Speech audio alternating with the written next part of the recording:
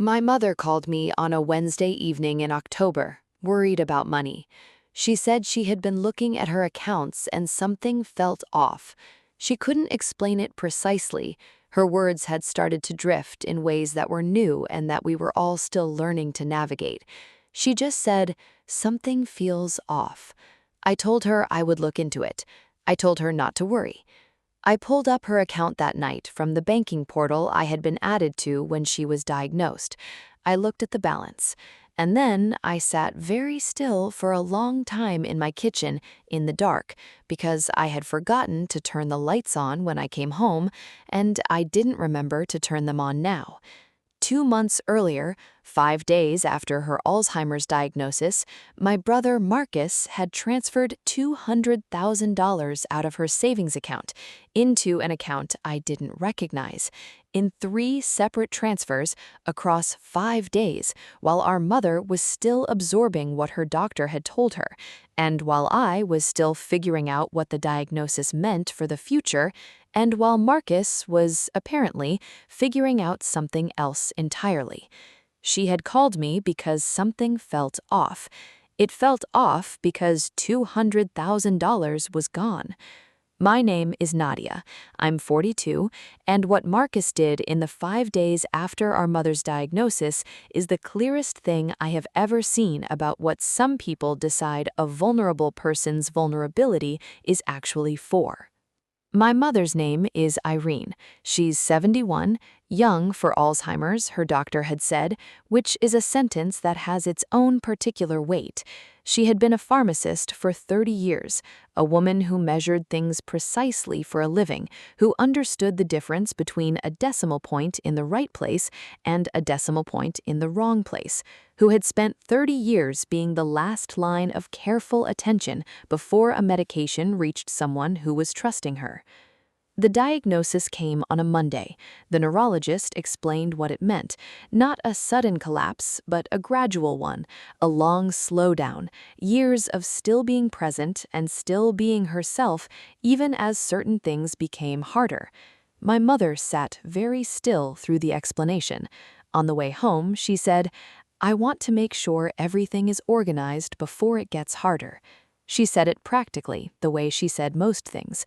She was already thinking about what needed to be done. Marcus is my older brother by 6 years. We had been close when we were young and had drifted into the functional distance of adult siblings who live in different cities and see each other at holidays. He had been attentive during the lead-up to the diagnosis, calling our mother regularly, visiting twice in the 2 months before the appointment. I had thought that attentiveness was love. I had been glad he was showing up. I understand now that he had been watching the trajectory, that the visits and the calls had a different purpose than I had assigned them, that he had been watching our mother's decline and calculating something about it that I did not calculate and would not have calculated. My mother's savings account held $240,000. She had built it over 30 years of pharmacy salaries deposited and expenses managed carefully. The same precision she brought to measuring medications brought to measuring her own financial life. She had told both of us about the account years ago. In the practical way, she told us things she wanted us to know. "When I'm gone, split it equally. That's all I want." On Friday of the week she received her diagnosis, Marcus moved $200,000 of it into an account with his name on it. I sat in my dark kitchen for about 20 minutes before I turned on the lights. Then I looked at the transaction history. 3 transfers. Tuesday, $80,000, Thursday, $70,000, Friday, $50,000, all to the same account number, all initiated from the online banking portal using my mother's credentials. My mother did not use online banking. She had always done everything by phone or in person, the way her generation often did. She had given Marcus her credentials months ago when he had offered to help her with some bills during a period when she was feeling overwhelmed. She had trusted him with the credentials the way she trusted him with everything, without examining the trust, because examining it had never been necessary. I called Marcus the next morning. I told him I had been looking at Mom's account. He said, Yeah, I've been helping her manage some things. I said, there are 3 transfers totaling $200,000 to an account I don't recognize. Can you tell me about that? Silence. The specific silence of someone deciding something. Then he said, she asked me to move it. She was worried about the diagnosis and she wanted it somewhere safe. I said, did she tell you to put it in your account? He said, it's just temporary. I'm managing it for her. I said, Marcus, she called me last night worried about money. She doesn't know it's gone. If you were managing it for her, she would know. He said, she forgets things. I said, she was diagnosed 5 days before those transfers. She doesn't forget things yet. She called me last night and told me something felt off. She was right. He hung up. I want to tell you about what my mother said when I called to tell her what I had found, because her reaction is part of the story. She answered on the second ring. I told her about the transfers, the dates, the amounts, the account they had gone to. I told her calmly, the way I had rehearsed it in my dark kitchen before I turned on the lights. She was quiet for a moment. Then she said, he visited a lot before the diagnosis. I said, yes. She said, I thought that was because he was worried about me. I said, I thought so too. Another silence. Then she said, he was watching. That word, watching. Not visiting, not checking in, not being a good son, watching. My mother had named it in one word from 4 hours away, from the position of someone who raised him and loved him and understood in the way of parents who understand things they don't want to understand, exactly what kind of watching that had been. She said, get it back. I said, I will. She said, all of it. I said, all of it. She said, good. And then, call me when it's done. She hung up. I sat in my kitchen with the phone in my hand and thought about a woman who built $240,000 one careful year at a time and had not known at the end that her son was watching the trajectory of her diagnosis and doing math about it. I thought about her calling me worried about money. I thought about her voice when she said, something feels off. She was right. I was going to make it right. I drove to my mother's house the next day.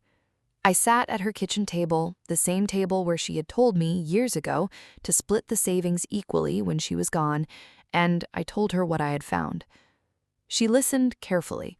Her listening had always been one of her best qualities.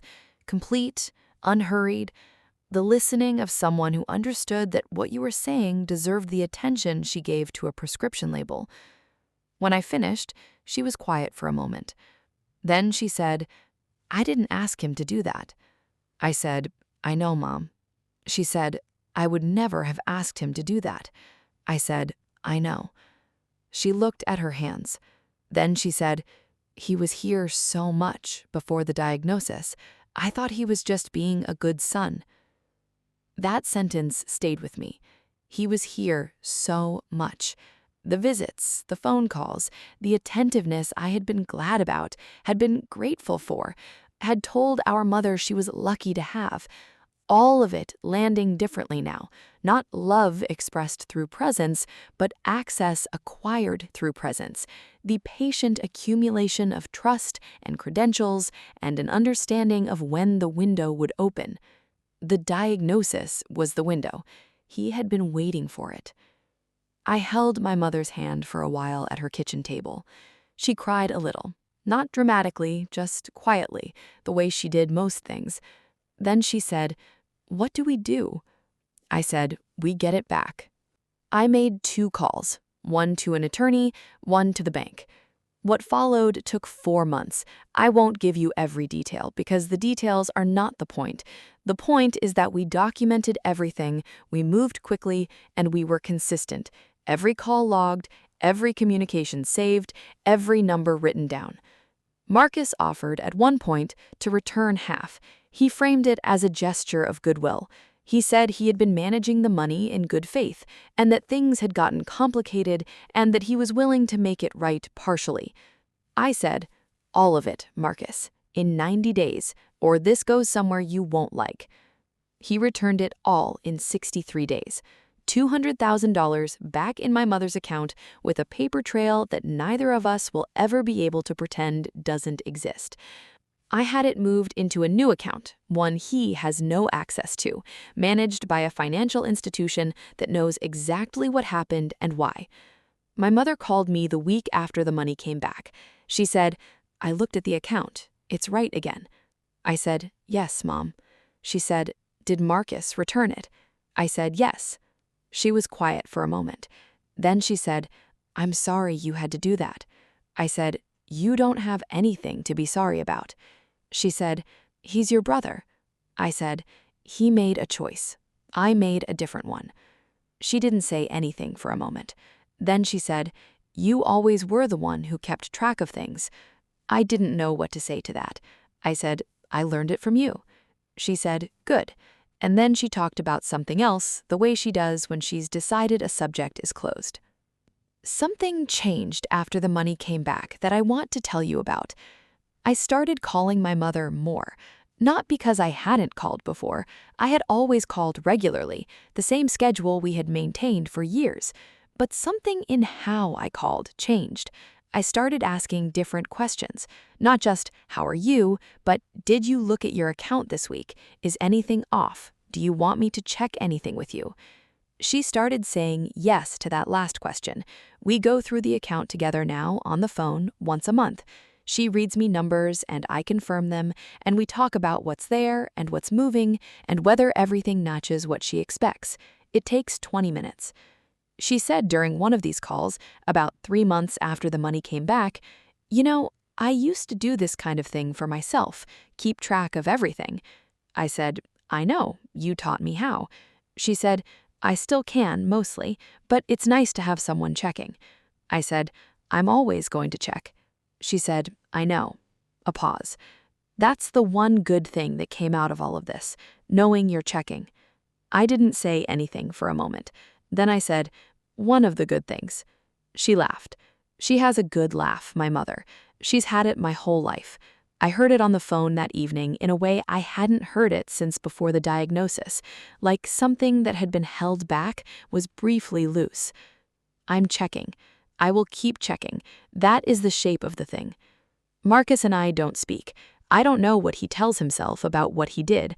I don't know if there's a version of the story he carries in which he was protecting the money, or managing it, or doing something he can call something other than what it was.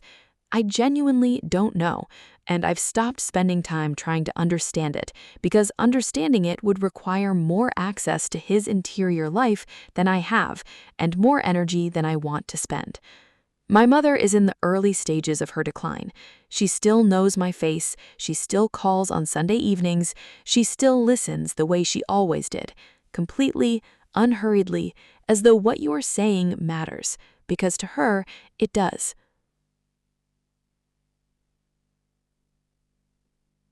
I check her accounts every week now. Not because I enjoy it, because she measured things precisely for 30 years for other people, and now I measure them precisely for her. And that is the shape of what love looks like when love has a practical dimension that cannot be ignored. The account is right. The money is where she put it. She worked for 30 years to have it, and it is hers, and she will have it for as long as she needs it. That is the only ending that mattered. Subscribe to Family Verdict for a new family betrayal story every week. If someone has ever used a vulnerable moment as a window, tell me what happened in the comments below. I'll see you in the next one.